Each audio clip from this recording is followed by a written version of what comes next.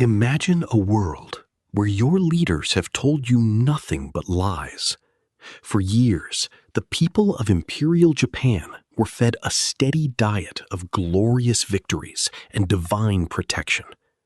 But in the summer of 1944, the mask finally slipped. Deep within the Imperial General Headquarters in Tokyo, a terrifying realization was beginning to set in. The wall that protected the homeland, the fortress they believed was invincible, had been breached. As the American flag rose over the smoke-filled ridges of Saipan, a German naval attaché watching from Tokyo noted a chilling shift in the Japanese psyche. For the first time, the government began to tell the people a terrible truth. They began preparing them for the end. Because deep down, everyone in power knew, once Saipan fell, Japan was a doomed nation. The war was no longer in the distant Pacific. The war was coming home.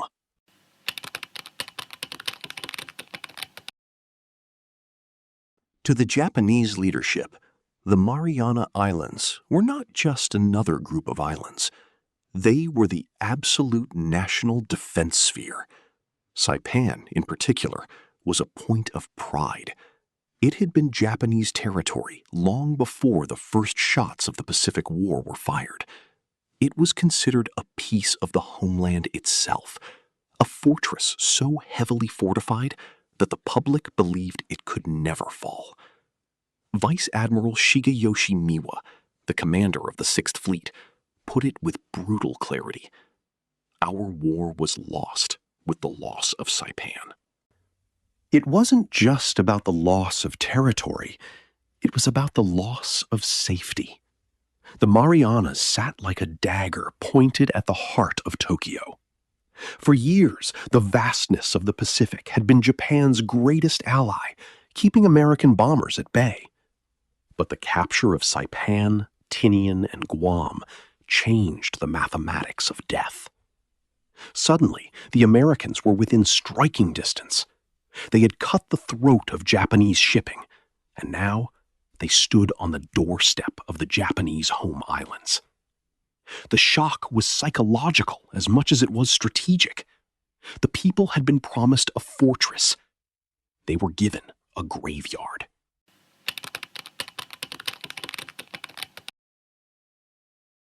As the news of the catastrophe on Saipan filtered back to Tokyo, the political foundation of the empire began to crumble. Prime Minister Hideki Tojo, known as the Razor for his sharp mind and iron will, was losing his grip. For years, he had maintained a stranglehold on the government, but Saipan was a failure he could not hide. Even before the Americans had fully secured the island, his own commanders were whispering of his incompetence. The loss of the Marianas was a stain that could not be washed away. The shame was unbearable. Marquis Kido, the Lord Privy Seal to Emperor Hirohito, recorded the profound shock that rippled through the populace. They had placed all their expectations on the invincible fortress of Saipan. Its fall proved that the empire's shield was made of glass. By July 22, 1944, the pressure became too much. Tojo's cabinet collapsed. He was forced to step down, replaced by General Kuniaki Koiso. But a change in leadership could not change the reality of the situation. The Americans were building airfields in the Marianas, and they were bringing something the Japanese had never seen before.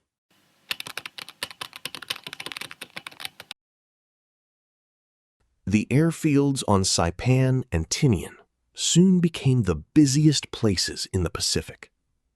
From these strips of coral, the Americans unleashed their ultimate weapon, the B-29 Superfortress. It was a silver giant, capable of flying higher and further than anything in the Japanese arsenal.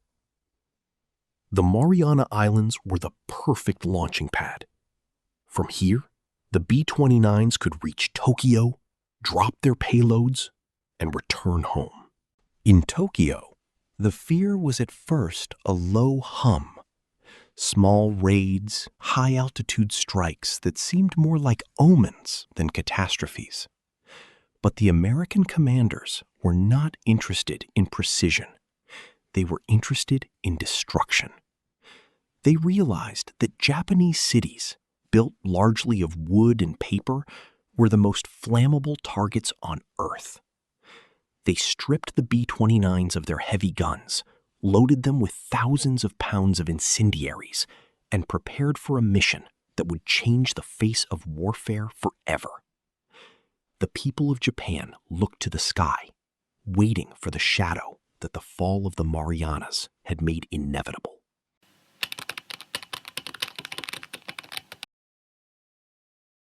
The horror reached its peak on the night of March 9, 1945. It was a night that would be etched into the memory of every survivor as a descent into hell. 325 B-29s lifted off from the airfields in the Marianas, their bellies full of magnesium, white phosphorus, and napalm. They arrived over Tokyo in the early hours of the morning, flying low, their silver skins reflecting the city lights. Then they began to drop the E-46 incendiary clusters. Alice Bowman, an Australian nurse imprisoned in a camp outside the city, watched in frozen terror. She described flames caught in swirling winds, dancing upward and turning into fireballs that feverishly fed upon themselves. It wasn't just a fire, it was a firestorm. The air itself was being tortured, sucked into the vortex of the heat. The city became a volcano in violent eruption. Within 3 hours, 1,600 tons of bombs had turned the heart of Tokyo into a lake of fire.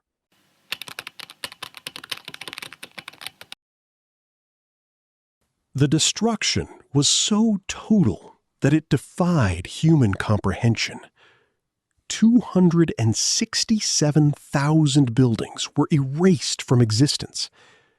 But it was the human cost that was most haunting. Over 83,000 people died in a single night. Many were incinerated where they stood. Others drowned in the canals as they tried to escape the heat, only to find the water boiling. The pilots of the B-29s, flying thousands of feet above the carnage, reported a detail that remains one of the most stomach-churning facts of the war. Even at 9,000 feet, the air inside the bombers began to change.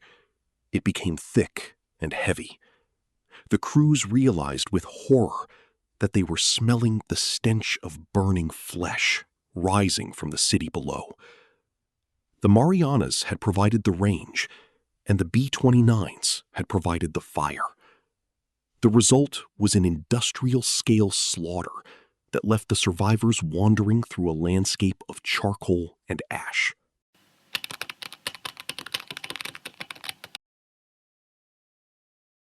The firebombing of Tokyo was only the beginning. The airfields in the Marianas were now an assembly line for destruction. With the path cleared, the Americans began a systematic campaign to bomb Japan into submission. City after city, Nagoya, Osaka, Kobe, met the same fiery fate. The loss of the Marianas had allowed the U.S. to bypass the Japanese Navy and strike directly at the heart of the civilian population. The strategy was simple: break the will of the people and destroy the capacity of the nation to function. The absolute national defense sphere was gone. The shipping lanes were severed. The factories were rubble. Every B-29 that took off from the Marianas was a nail in the coffin of the empire. The Japanese leadership knew the war was over, but the machinery of death they had set in motion wouldn't stop. They had gambled everything on the fortress of Saipan. and they had lost.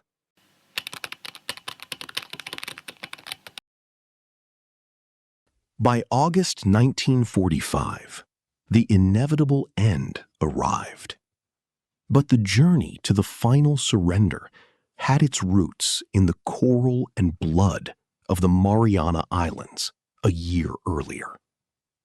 The fall of Saipan was the moment the clock began to run out. It was the moment the Japanese people were finally told that the divine wind would not save them. The legacy of the Marianas campaign is written in the scorched earth of Tokyo and the shattered confidence of a once proud nation. It stands as a grim reminder of the price of strategic collapse. When the war ended, the airfields on Saipan and Tinian fell silent, but the ghosts of those who died in the firestorms they enabled remain. Japan had been finished the moment the first American boot hit the sand at Saipan. The rest was just a long, agonizing descent into the fire. The war was lost in the Marianas. The fire just made it official.